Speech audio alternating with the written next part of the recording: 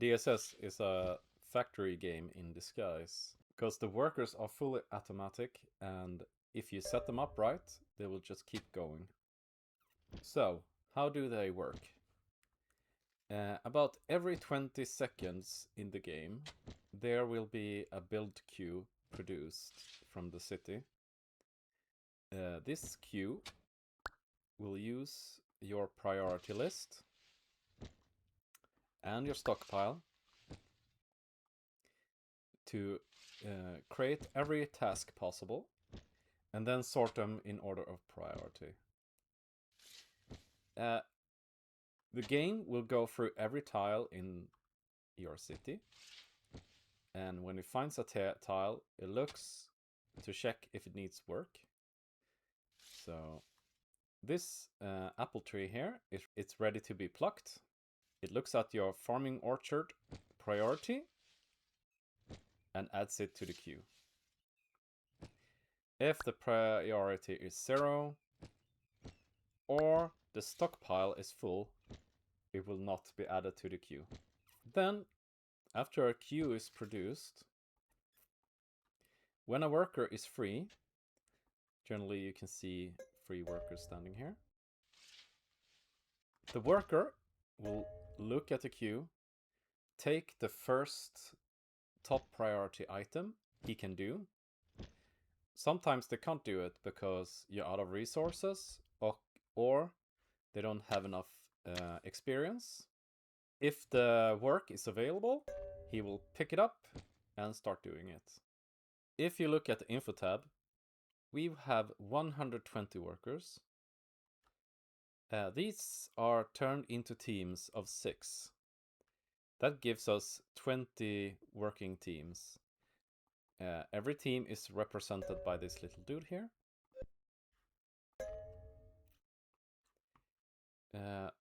Right now the work queue is 49, so there's 49 tasks to be done. And you have 20 workers working on them. And this sleepy symbol means workers are taking a nap and not doing anything. Having resting workers is not all bad. They will spend half the amount of food when they're resting. Right now it feels like they are picking stone forever, which I don't like. So let's look at the stockpile. The stockpile limit is set to 500. This is how much I can hold. A common mistake is for people always thinking more stockpile is always better. I will recommend to setting low stockpiles. So I'm now gonna limit the stockpile and put it to 100. You can also drag this.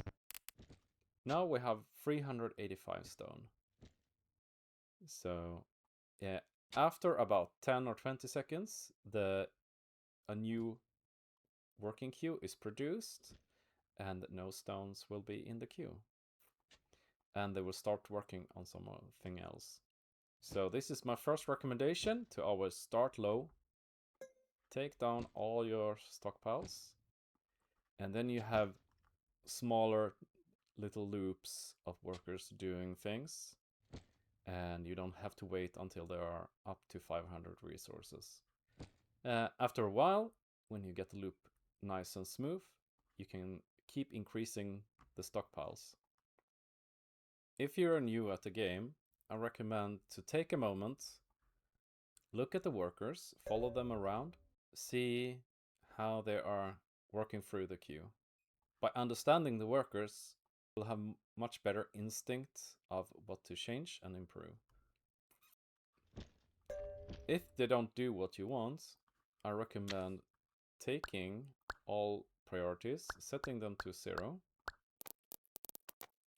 No work queue is produced now. You should see the sleepy fellas filling up as soon as all work is done from the old queue. There's still some miners here. Once everything is set to 0, you can slowly take one production at a time, add it, and get a nice loop of people working that production. And once that works, you can slowly increase the other ones that you need. Once you understand the progress, you can be way more aggressive with your setups. But start small and then grow. Armies also have workers. These currently only run up with money to pick up some food. The money doesn't really matter because it's part of your economy. But if you place your army next to an ally or something similar, like if I place him here, they will start buying food from that city. And then you will send your money to this player. On your top bar, you will have a template that will affect all your cities. The city must have set the equal sign here to follow them. So now this one will follow. So if I change the pickup, it should change here too. As soon as I change it from the default, it will just go back to not following. You also have a faction-wide stockpile. These will affect new cities you capture, or you can copy this layout. Let's see, I put everything to 200. I will copy it, and then I can go here and paste it. Here are some recommendations of priority settings. The moving items should be high, because that is when they pick up the resources on the floor, which normally are these wood piles, but it could also be from tearing down other buildings.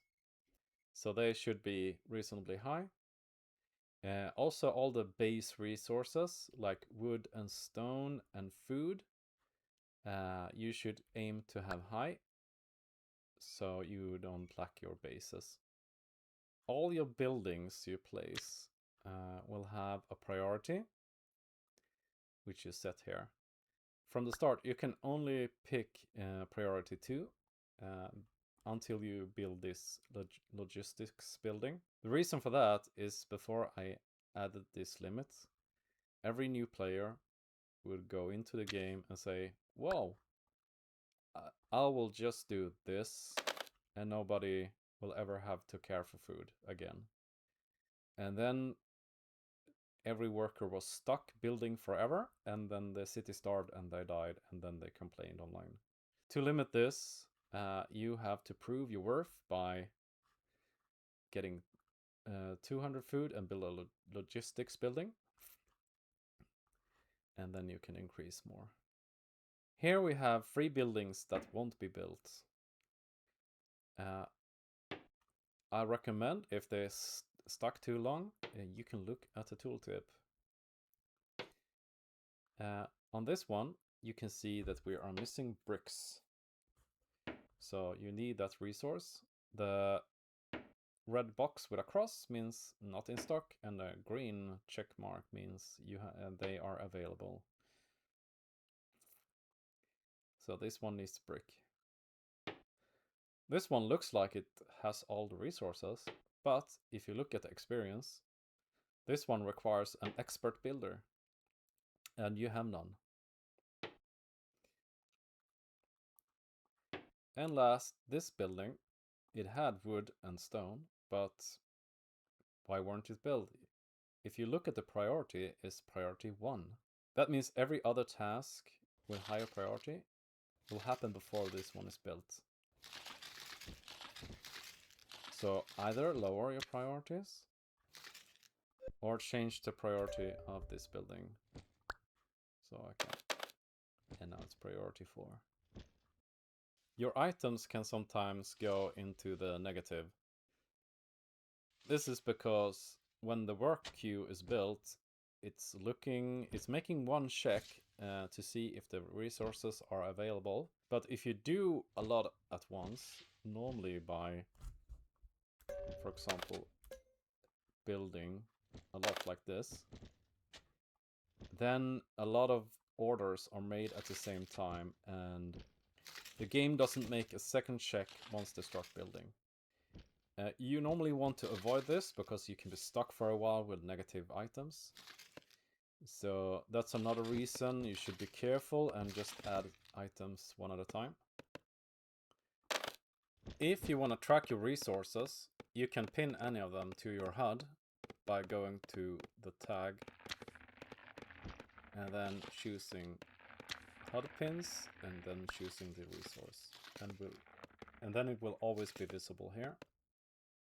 When you look at your items overview, you have this stockpile symbol here. A green arrow means they are still collecting them, and the red stockpile here means that it's full. As you can see, some items have several blueprints.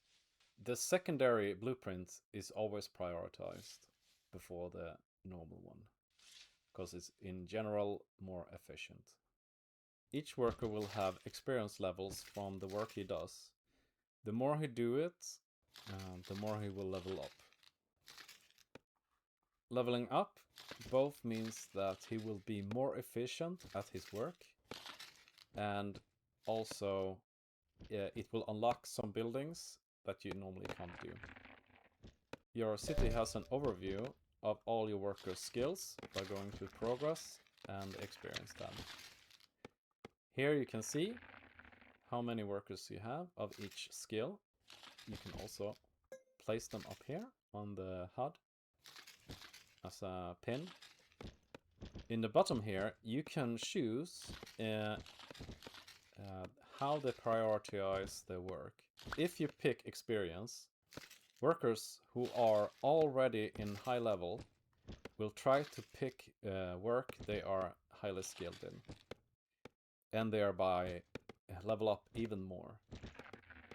If you choose distance, workers will always try to just pick work that is close to them, or as the default, that is doing a little bit of both. There are these school buildings called Master's Guild. This will train the workers to a desired level. These are generally slower than just working. These are generally just meant to be a means to not be soft-locked. But some players prefer to level the workers this way. Some items have stepping difficulty. Generally the weapons, you can see that in this case the javelin, it only needs a level 1 worker, while the bow needs a level 2 and the longbow needs a level 3.